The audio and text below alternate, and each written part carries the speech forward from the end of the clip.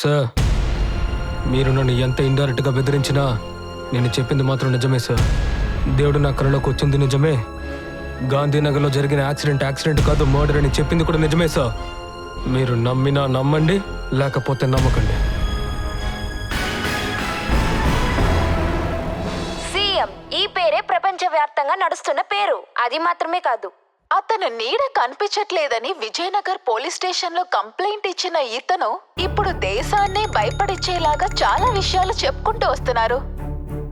Tell me lawyer sir, is it okay? నేను వెంటనే వస్తాను. ఓకే సార్, అలాగే సార్, నేను వెంటనే వస్తాను. Yes sir, okay sir. ఏంటిది? నా భర్తని విడిపించుకొని వెళ్ళటానికి స్టేషన్ బెయిల్.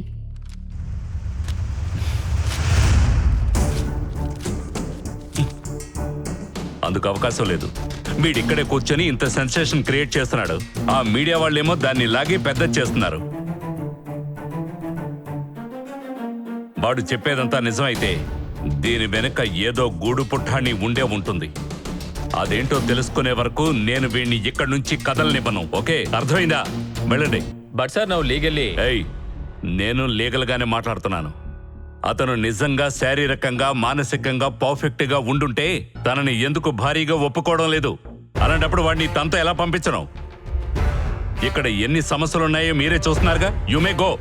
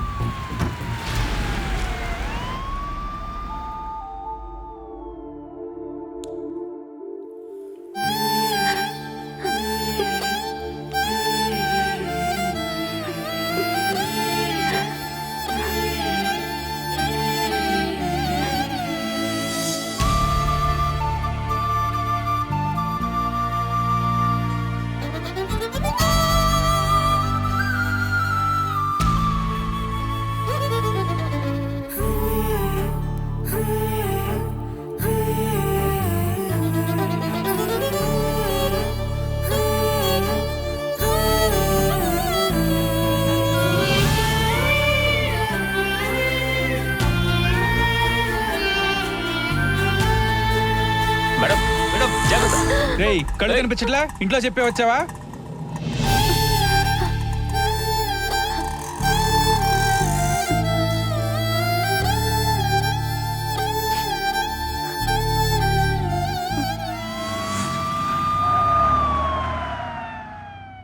అయ్యగారు వస్తారు, అందరు పక్కకి వెళ్ళండి. సార్, అతను ఏ ఉద్దేశంతో ఇలా ప్రవర్తిస్తున్నాడో మాకు అర్థం కావడం లేదు సార్. మీరు పర్మిషన్ ఇచ్చారంటే నేను నా స్టైల్లో వాడిని విచారించి నిజం కక్కిస్తాను. No no no no no అనవసరంగా మీరు ఇష్యూ కాంప్లికేటెడ్ చేయకండి. యాక్చువల్ గా మీడియా కళ్ళని మన మీదే ఉన్నాయి. ప్రెజెంట్లీ ప్రెజర్ రోజు రోజుకి పెరిగిపోతూనే ఉంది. గాంధీనగర్ సిఐతో మాట్లాడే I will send the file. Case reopen చేసి ఇన్వెస్టిగేషన్ చేయండి. Okay sir. Somehow manage the media. Sure sir. కేసుని రీఓపెన్ చేస్తున్నాం. అంటే అతను చెప్పింది నిజమేనా? దయచేసి కేసుని ఇన్వెస్టిగేట్ చేయనివ్వండి ప్లీజ్. మీ అనవసరమైన స్పెక్యులేషన్స్ తో కేసుని కాంప్లికేట్ చేయొద్దు. Just give me 2 days and I will give you all the details. ఇంకా ఇన్స్పెక్టర్ నరసింహ ఈ కేసుని రీఓపెన్ చేశారు. ఈ తర్వాత ఈ కేసులో ఎన్నెన్ని మార్పులు వస్తాయి వేచి చూద్దాం.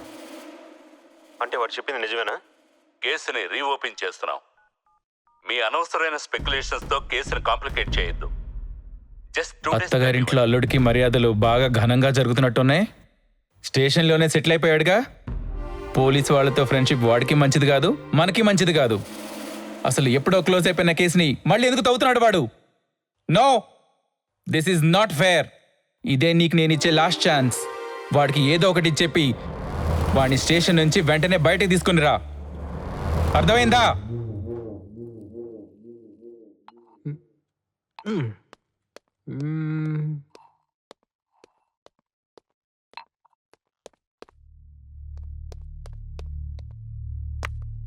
Sir sir Tirupati case file sir.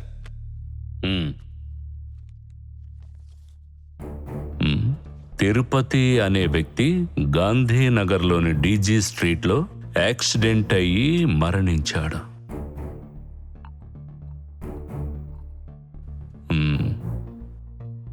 అందుకు ముఖ్యమైన కారణం హెల్మెట్ లేకుండా బండి నడపడం వల్ల స్పీడ్ బ్రేకర్ ఎక్కి స్కిడ్ అయ్యి కింద పడి తలకి బలమైన గాయం అవ్వడం వల్ల చనిపోయాడు.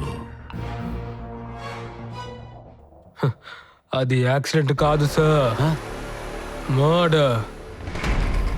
రే, నీకేమైనా బుర్ర దొబ్బిందా ఏంటి? ఇన్సిడెంట్ ని లైవ్ లో చూసి 108 కి ఫోన్ చేసిన విట్నెస్ దగ్గర నుంచి పోస్ట్ మార్టం వరకు అంత క్లియర్ గా ఉంది. అతని తల ఫుట్పాత్ కి తగిలి చచ్చాడు అని. ఫుట్పాత్ మీద గుద్దుకుని తను చనిపోలేదు సార్, వాటర్ బాటిల్ తో కొట్టి చంపేశారు. Water bottle? ఎక్కడయ్యా వాటర్ బాటిల్? ఇదా ఈ వాటర్ బాటిలా? ఇలాంటి వాటర్ బాటిలేనా? ఎటువంటి వాటర్ బాటిల్తోనే కొట్టి చంపేశారా? ఇలాంటి వాటర్ బాటిల్తోనే కొట్టి చంపేశారా? ఇలాంటి వాటర్ బాటిల్ తో కాదు సార్, డీ ఫ్రీజర్ లో పెట్టి రాయిలా మారిన తర్వాత ఆ బాటిల్ తో వాళ్ళు కొట్టి చంపారు. మరైతే ఈ ఫైల్లో ఏముంది? ఈ ఫైల్లో ఏముందో తెలుసా? ఈ ఫైల్లో ఉన్న అన్ని రిపోర్ట్స్ ఇది యాక్సిడెంట్ అని క్లియర్ గా తెలుపుతున్నాయి. నువ్వు పిచ్చోళ్లాగా నటిస్తున్నావు కదూ? కథ చెప్తున్నావా? మతి లేని వాళ్ళగా నటిస్తున్నావు కదూ? యాక్సిడెంట్ కాదు, మర్డర్ అని చెప్తున్నాను కదా, అది మర్డరే.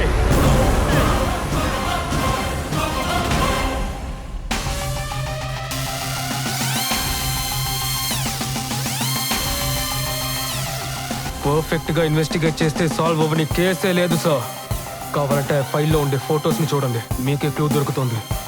చనిపోయిన తిరుపతి బాడీ పక్కన ఒక బాటిల్ ఉంటుంది, చూడండి సార్.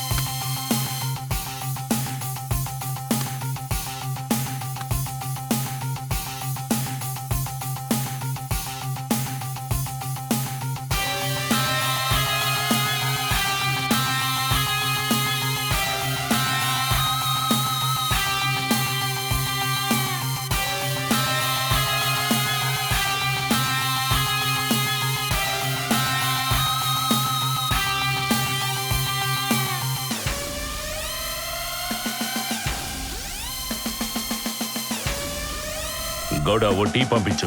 కాసేపు నన్ను ఎవరు డిస్టర్బ్ చేయొద్దు ప్లీజ్.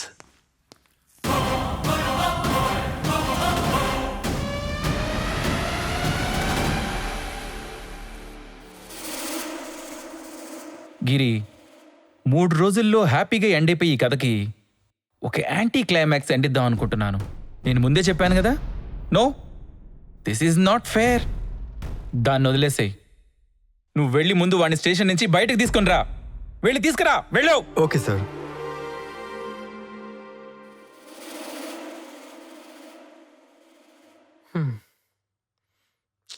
రండి, కూర్చోండి. ఇదిగోండి, తీసుకోండి.